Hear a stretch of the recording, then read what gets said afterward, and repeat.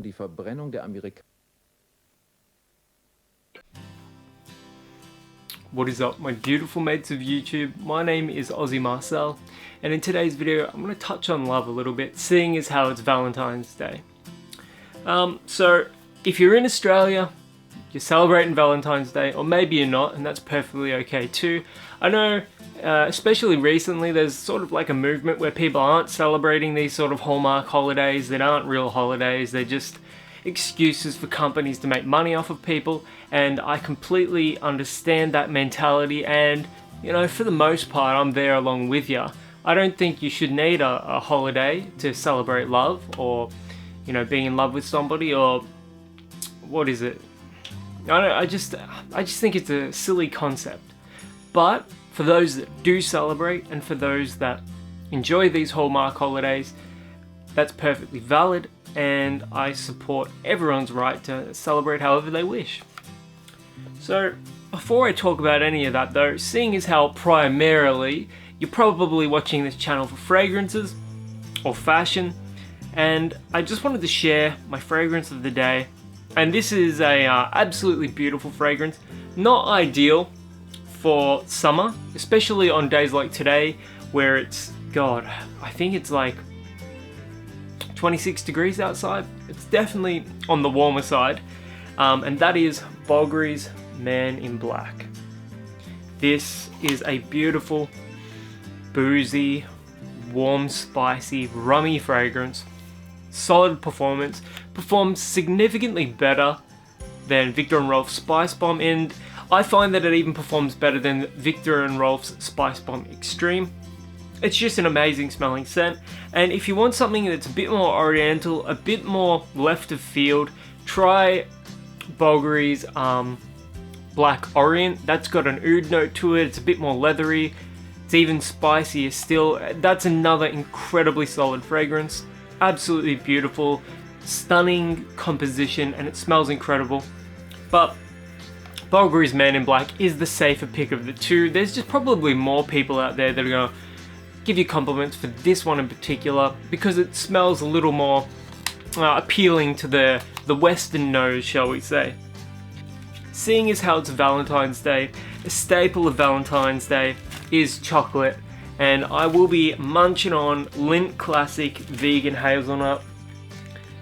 I prefer Pico, they're the best brand of chocolate, mostly because they're quite dark. They're always usually, you know, 50% plus cocoa solids, and I don't know, I'm just much prefer dark chocolate. Having said that though, as a little treat, seeing as how I eat very, very clean, this vegan hazelnut, it's absolutely incredible. It looks just like real chocolate, obviously.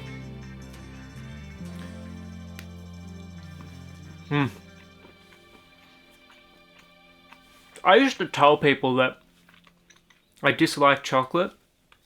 I don't even know why. Would it be edgy? You think it's edgy to dislike chocolate?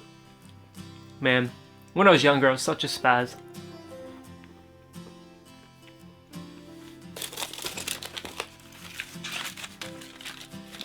This vegan stuff is absolutely the best. But I do recommend Pico. However, most people's palates are going to fall more in line with the Lindt vegan chocolates. If you haven't tried them yet, please go out of your way and support these products. They allow people like me, vegans, vegetarians, plant-based folks, they allow us the opportunity to have more products on the market because they see them selling. But I know there's like a big thing right now about ultra processed foods, and the Beyond Burger, the Impossible Burger, all of them are copping a lot of flack, at least from what I've seen online, just because it's not whole foods. And just because something's made from plants doesn't necessarily mean that it's healthy. I think that's the misconception, a common misconception in the public space, the public sphere, if you will, about vegan products. That just because it's vegan, it's got to be healthy, and that's not true. There is plenty of vegans out there that only chow down on ultra processed vegan junk food, and that's not a healthy way to live, even though obviously the ethics of it, morality of it is a little different. It's better. But yeah, let's not go into that. We'll save that conversation, that discussion for another day. So yeah, love Valentine's Day. I was listening to a podcast just before. I was walking home after catching up with some family. Had a big family get together at my favourite cafe, and it was beautiful. I even got my brother down, and that was just so great to see everyone together. I didn't get any photos or anything like that, or else I would post them up there or up there. Yeah, in the podcast, and that was it's one that I've really grown quite fond of, and that's Dwayne Knoll from Dry Creek Wrangler School. And in this podcast, it was based on what to do when you no longer love your spouse anymore. And I'm not in that position, but there was this line in the podcast where he was talking about how true love is always a choice. It's never about an instinct or a feeling. True love is always something that you choose, and it only is love when you choose it. And I've listened to a lot of podcasts, I've read a lot of books, read a lot of articles about love and true love and affection and what have you, even going all the way back to high school when I endlessly studied Arthur Schopenhauer and his philosophies on love. But anyways, it's just that concept that love and true love is a choice, and it has to be a choice. You've got to choose love. You don't just love somebody. To love somebody, to stick with somebody is a choice. And there's just such a profound amount of meaning in that. If you really think about it, if you take the time to think about that statement, love is a choice. And if you sort of apply that to your own life and your own situation, you kind of understand that, because it's so easy to fall into that common trap where you're with somebody and you get comfortable and you automatically assume that just because you no longer have that same passion, that same sort of vital, youthful, juvenile energy that you did when you were first together, that you don't love them anymore. And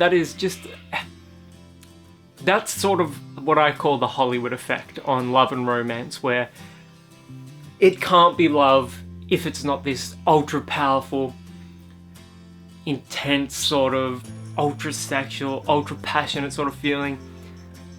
How many amazing opportunities have people missed out on when they instantly break something off just purely because they don't have that in their lives?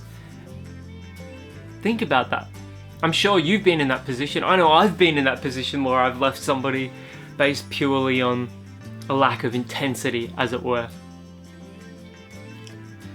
It's kind of almost scary to think about how many amazing things we miss out on, because we sort of look at what Hollywood has fed us. We look at what the arts and popular culture has fed us relating to art, love, romance, and all of that.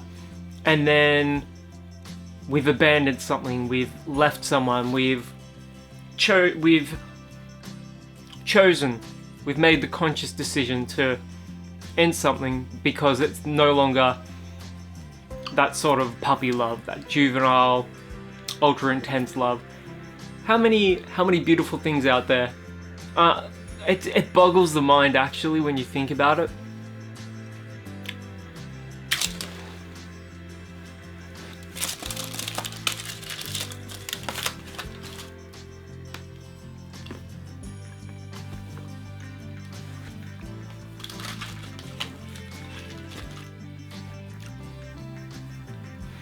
I love listening to Dwayne in particular because he has such a realistic perspective on things.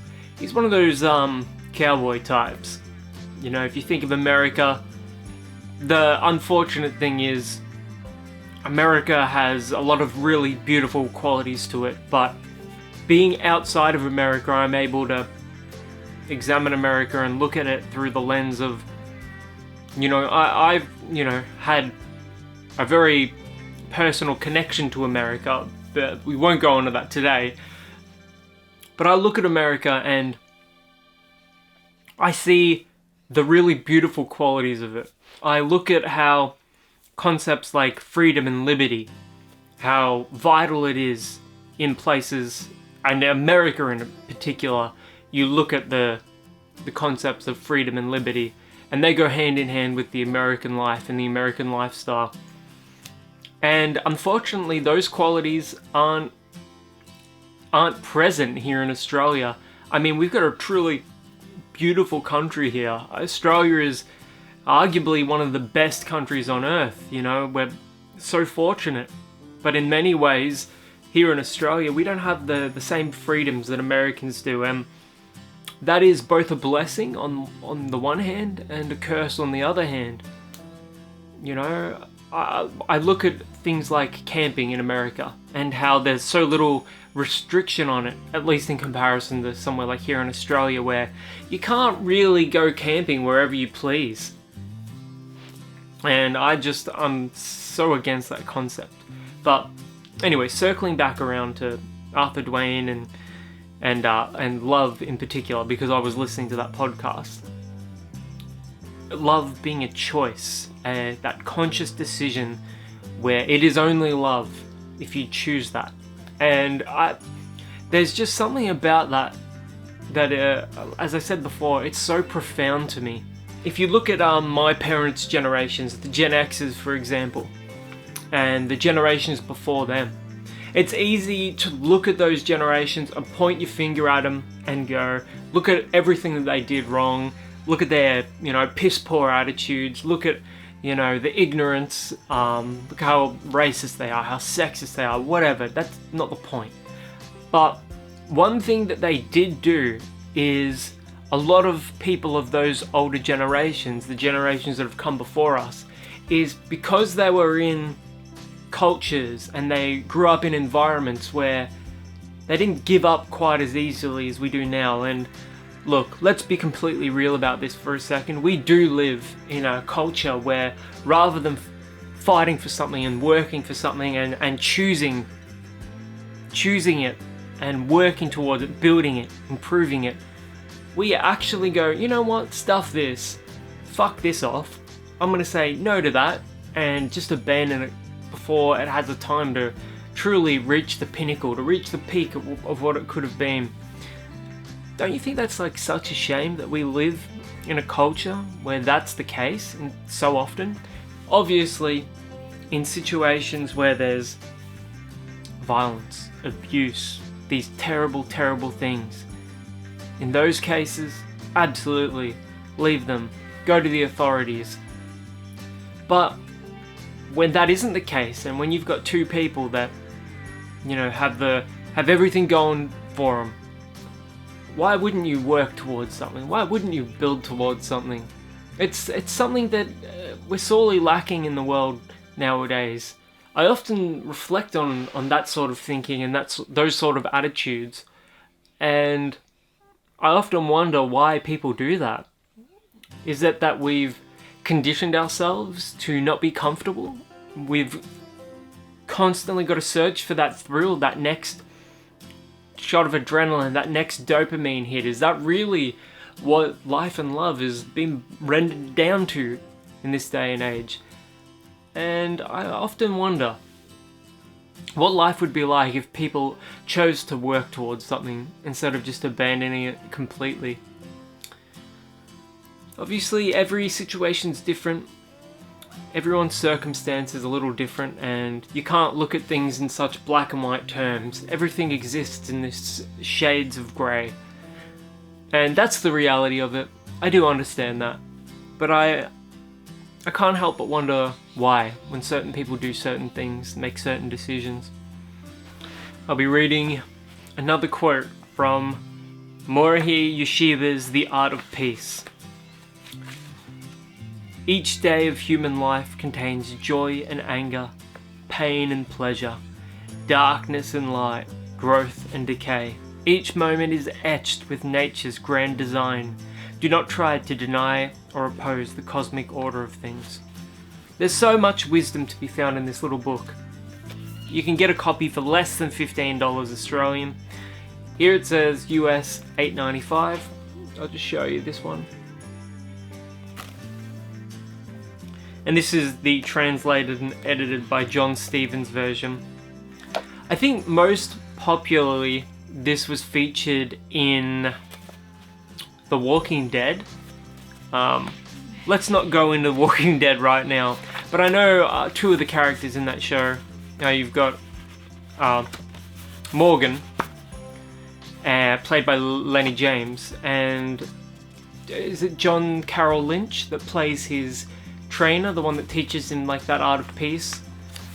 I love those episodes where he's like living that life in the forest. I always thought those were some of the most beautiful episodes, just because those episodes were focused on sort of a lifestyle, a mindset, a mentality that exists very close to my heart. Anyways, I won't take up too much longer of your time, so I wanted to wish everyone here that is celebrating Valentine's Day a happy, safe and beautiful Valentine's.